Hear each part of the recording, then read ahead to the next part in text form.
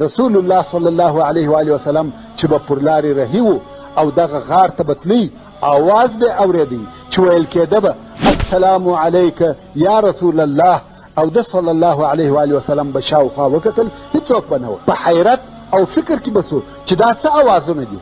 رسول الله صلی الله علیه و آله وسلم فرمایي چې بیا مې تر وحیو وروسته د جبریل علیه السلام څخه پوښتنه وکړه چې یا جبریل، تر بعثت د مخه چې به پر لارې تلم اورېدل به مې چې یو څوک راته وایي السلام علیک یا رسول الله. ما به شاوخوا وکتل، څوک به نه و. دا غږ چا کاوه او څوک و؟ جبریل علیه السلام ویل یا رسول الله، دغه درختو او ډبرو سلام در باندې وایه.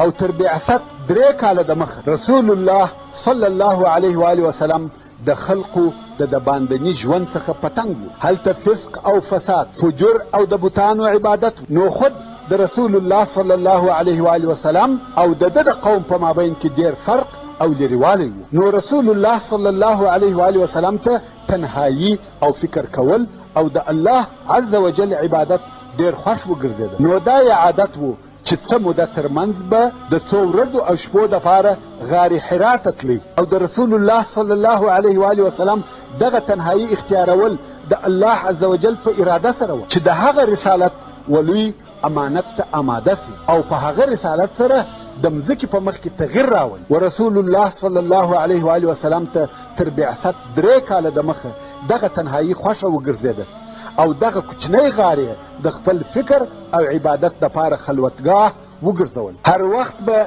دغه غار ته د څو ورځو دپاره ورتلی او دا یې خوښه وه چې د رمضان په میاشت کې هلته ډېر واوسېږي.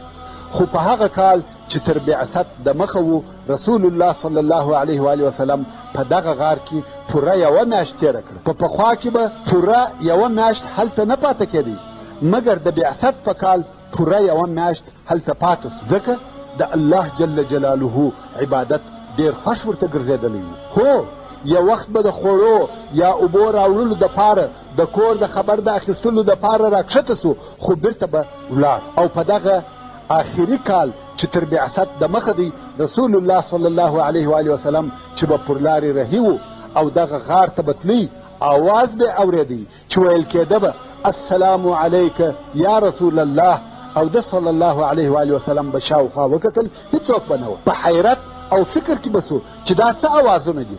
رسول الله صلی الله علیه و آله وسلم فرمایي چې بیا مې تر وحیو وروسته د جبریل علیه السلام څخه پوښتنه وکړه چې یا جبریل، تر بعثت د مخه چې به پر لارې تلم اورېدل به مې چې یو څوک راته وایي السلام علیک یا رسول الله.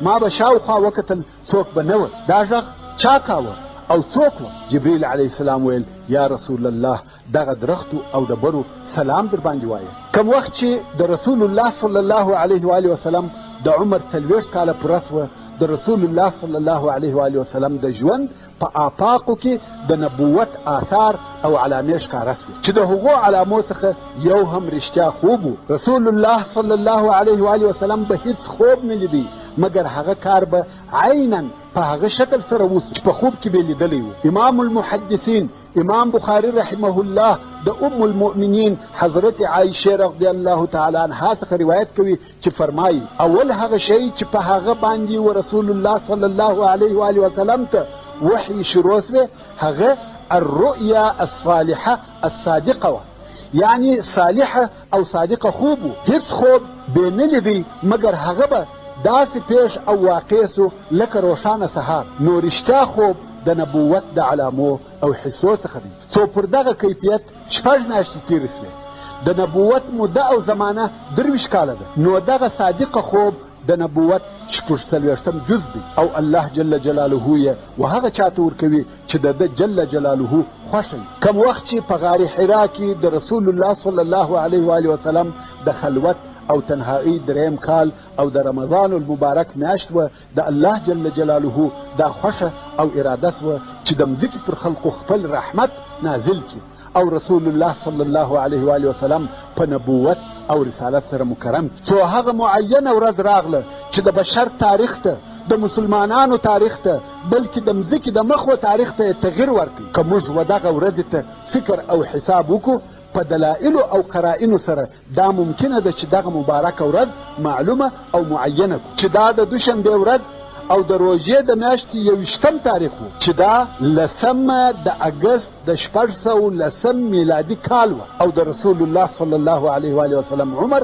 په دغه وخت کې په قمري حساب سره پوره 40 کاله 6 میاشتې او 12 ورځې وو، او په شمسي حساب سره 19 کاله 3 میاشتې او 22 ورځې وو. دغه د دوشنبې ورځ د بعثت او رسالت ورځ ده. رسول الله صلی الله علیه و آله وسلم فرمایي زه په غار حرا کې ناست وم، چناب وبره دفعتا یو سړی راته راغی. دا شپه تکه توره تاریکه ده، غر دی، تنهایي ده، هېڅوک نسته په غره کې. رسول الله صلی الله علیه و آله وسلم یوازې ناست. ورونو، دا سړی جبریل علیه السلام و، او د یوه انسان په شکل او قیافه ورته راغلی، نه د ملایکې په شکل. نو رسول الله صلی الله علیه و آله وسلم فرمایي ناب وبره یو سړی راغلی چې سپین کالي یې اغوستي وه، او د ده سره د دیباج یو لوښی یا ټوکر و. دیباج وریښمین ټوکر دی، او په هغه کې یو کتاب و. څرنګه چې دا نفر دفعتن راښکاره سو، تکه توره تاریکه ده، د سپوږمۍ شپې هم نه دي. څرنګه چې دا نفر دفعتن راښکاره سو، ویې بیروله، بې غږه بې خبره یو دم پیدا سو او رانږدې سو. کتاب یې راته ونیوی او ویل یا محمد اقرأ، ای محمده ووایه. رسول الله صلی الله علیه و آله وسلم د بیرې په حالت کې ورته وویل زه ویونکی نه یم، یعنی لیک او لوست مې نه دي زده، نه شی ویلی سم او نه لیکلی سم. تاسې ته معلومه ده چې رسول الله صلی الله علیه و آله وسلم امي و، ویل او نوشته کول یې نه و زده. که چیرې د ده صلی الله علیه و آله وسلم ویل او نوشته کول زده وای، کفارو به دا تهمت پر ویلی چې دا قرآن تا جوړ کړی او لیکلی دی. خو اوس ټولو ته دا معلومه وه چې محمد صلی الله علیه و آله وسلم امي دی. نو رسول الله صلی الله علیه و آله وسلم فرمایي چې زه دغه سړي په غېږ کې ونیولم او کښې یې کښم. قریبه وه چې د دغه کښې کښلو سره مې روح وتلی وای، او د رسول الله صلی الله علیه و آله وسلم بیره نوره هم زیاته سوه، او دغه نفر بیا راته وویل یا محمد ووایه. رسول الله صلی الله علیه و آله وسلم بیا ورته وویل زه ویونکی نه یم. بیا یې زه په غېږ کې ونیولم او کښې یې کښم، او ویې ویل یا محمد اقرأ. د درېیم وار دپاره محمد صلی الله علیه و آله وسلم وویل زه ویونکی نه یم. فرمایي درېیم وار یې بیا دونه په قوت سره کښې کښم، قریبه وه چې نفس مې وخیږي، او بیا یې وویل یا محمد ووایه. رسول الله صلی الله علیه و آله وسلم ورته وویل څه شي ووایم؟ جبریل علیه السلام وویل اقرأ باسم ربك الذي خلق، خلق الإنسان من علق، اقرأ وربك الأكرم الذي علم بالقلم، علم الإنسان ما لم يعلم. رسول الله صلی الله علیه و آله وسلم فرمایي کم وخت چې مې دا آیاتونه وویل، دا سړی غائب سو او لاړ.